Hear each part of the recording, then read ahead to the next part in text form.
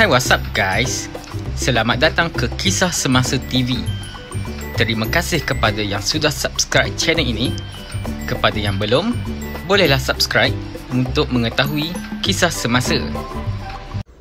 Menurut Datuk Seri Najib Razak, saya sanggup sokong kerajaan PN sekiranya ada sesiapa boleh jelaskan kenapa kerajaan PN mengambil langkah-langkah berikut dan kenapa ianya bukan kesilapan amat besar yang terlalu jelas. Pertama, bermula dengan bulan Jun 2020, langkah tidak lagi memerlukan pelawat asing kuarantin di pusat kerajaan tetapi kuarantin kendiri di rumah. Lepas itu, kerajaan U-turn 1 bulan kemudian tetapi terlambat sebab varian baru berjaya masuk dan mencetuskan kluster Sivaganga pada bulan Julai dan COVID mengganas di negeri-negeri utara.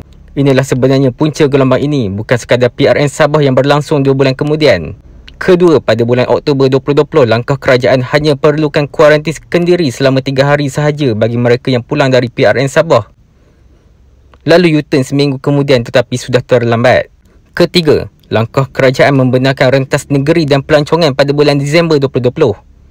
Ketika kes baru sebanyak 1,600 kes, biarpun kerajaan sudah meminta darurat untuk kali pertama sebulan dahulu ketika kes cuma sekitar 500.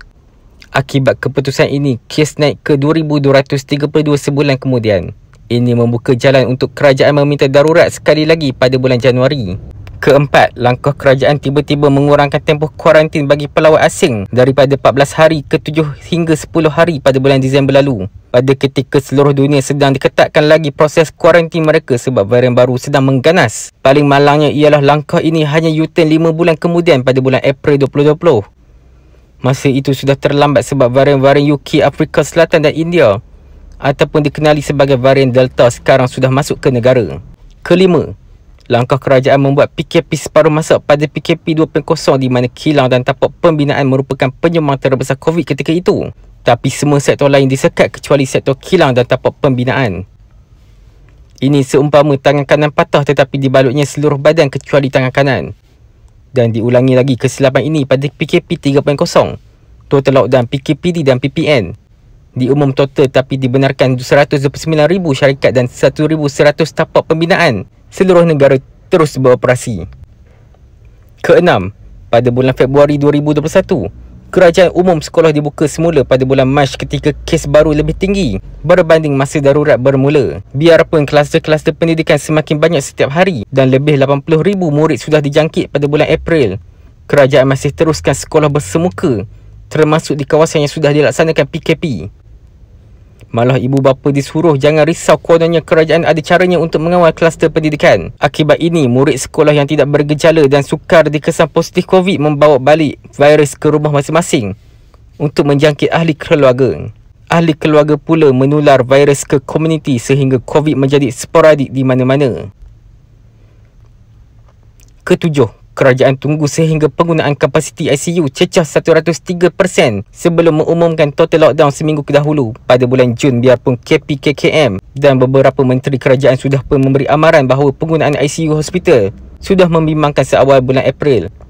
Langkah yang lembab ini menyebabkan sistem hospital tidak mampu bertahan.